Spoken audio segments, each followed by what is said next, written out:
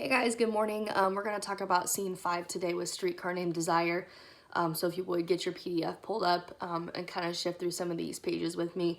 We do start on page 75, and according to the scene directions, we've got Blanche sitting in a bedroom. She's fanning herself with a palm leaf. She's writing a letter, and of course Stella is dressing in the bedroom. So moving on there, Blanche is actually writing a letter to Shep. You remember we talked about Shep in the last scene, and some of the things that she's saying in the letter to Shep are very deceiving, okay? And she even says, I'm laughing at myself for being such a liar. She's telling him that she's spending the summer on the wing, flying here and there for visits. She's spending time with some friends that are, that have homes on the Gulf, so they're expensive. She's got entertainments, teas, cocktails, luncheons. So, there's a lot of irony here. We know that she's not busy associating with the wealthy in New Orleans or wherever she's at. It's the exact opposite. She's in Elysian Fields. Remember, it's a poor district of New Orleans, and she, is not having the greatest of times. No tea parties there. So anyway, she's lying, and this just kind of helps to further characterize Blanche. We can't 100% rely on her to tell the truth about anything, so you have to question her quite a bit. So anyway, we've got Blanche being artificial. Remember that moth comparison, attracted to artificial light. She's attracted to a fantasy world. Going further down, we've got another example of domestic violence here. This isn't between Stella and Stanley this time. This is actually between Steve and Eunice. So remember, Steve and Eunice are friends. They own the flat that they live in. And what's kind of interesting is Blanche's change in her behavior towards domestic violence. Here, she kind of like jokes and brightly says, "Oh, did he kill her?"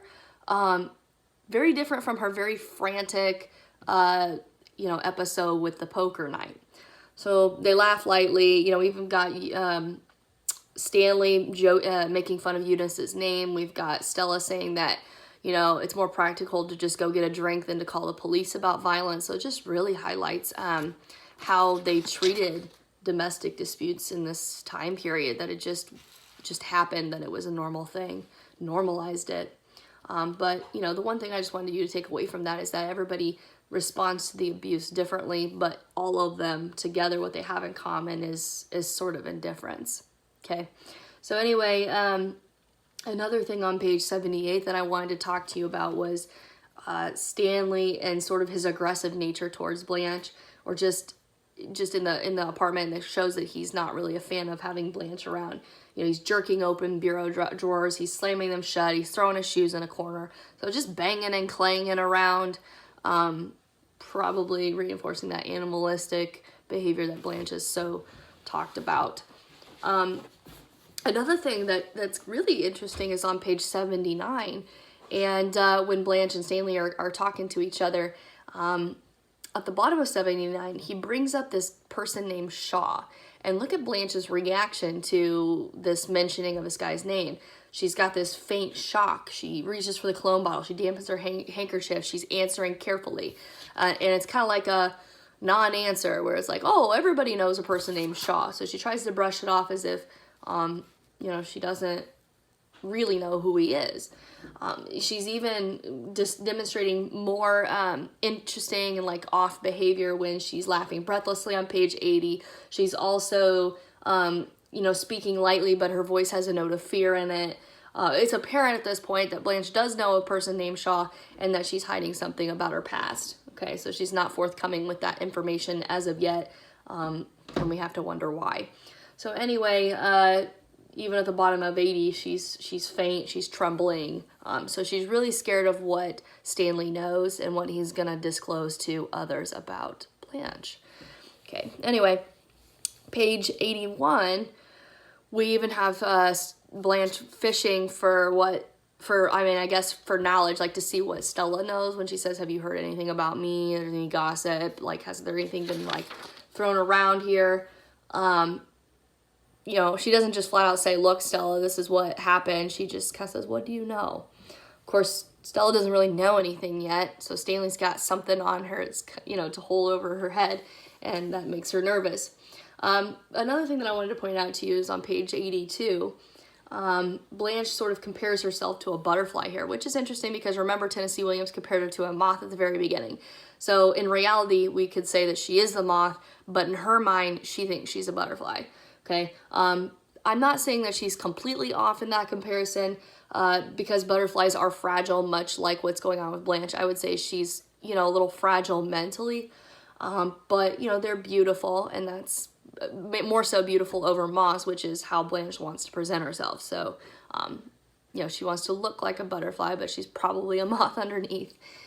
Anyway, moving forward to page 83, we know that Blanche continues to demonstrate her dependence on alcohol, especially during very stressful situations. So after, you know, Stanley brings up Shaw, one of the things that she goes to do is go to the kitchen, grabs a bottle of whiskey, pours a shot, you know, has a drink, okay?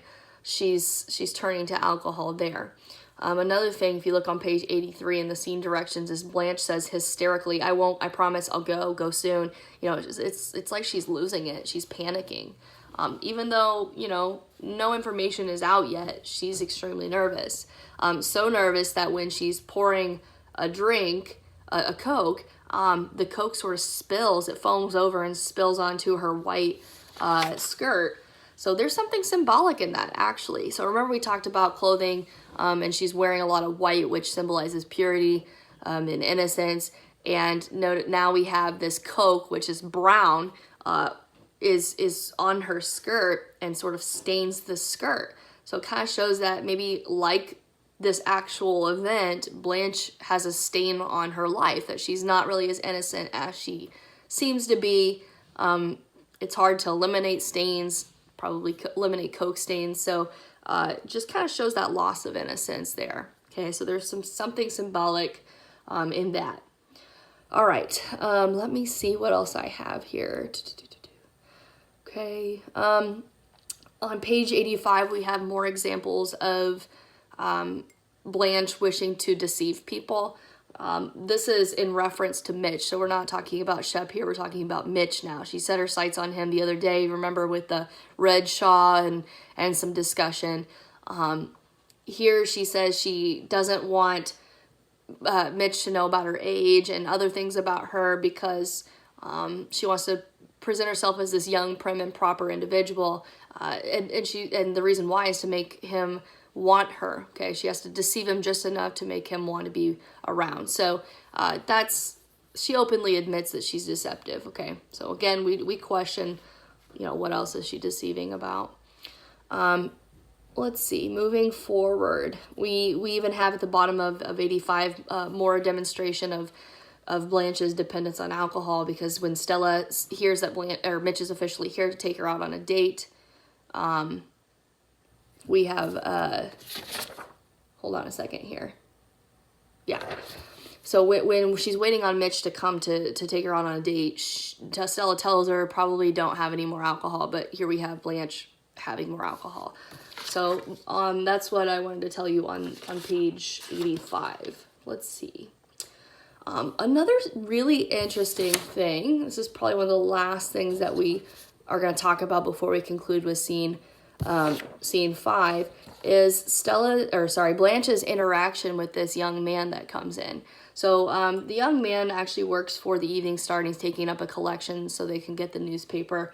And on page 86, she sort of approaches him and gets closer to the young guy, and asks him to light her cigarette, which is a sort of seductive action.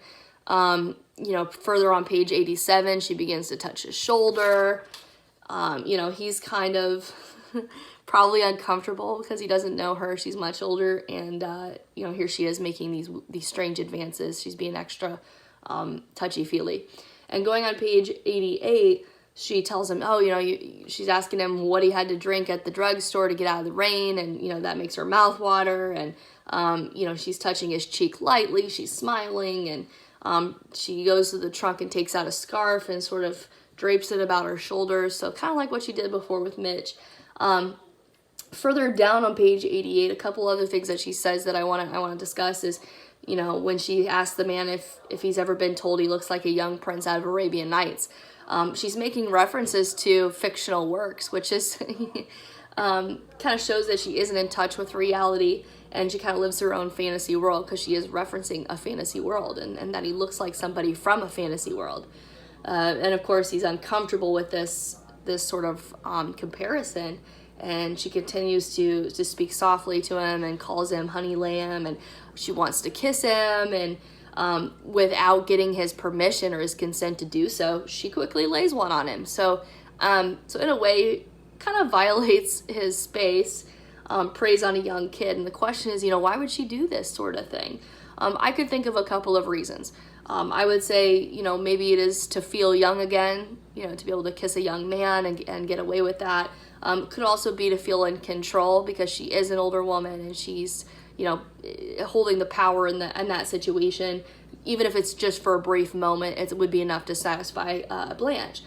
Maybe it's also to relive a moment from the past. As we know, she was married at one point to a young man, and the boy died. So, you know, probably in her mind, he stays forever that young. So maybe she just remembers him and wants to just relive that relationship. One other final reason I would say for why she does what she does is that, you know, it's probably been a little while since she's had affection, and, you know, she just hasn't been getting it. And this is how she can get it, is to, you know, prey on this young guy.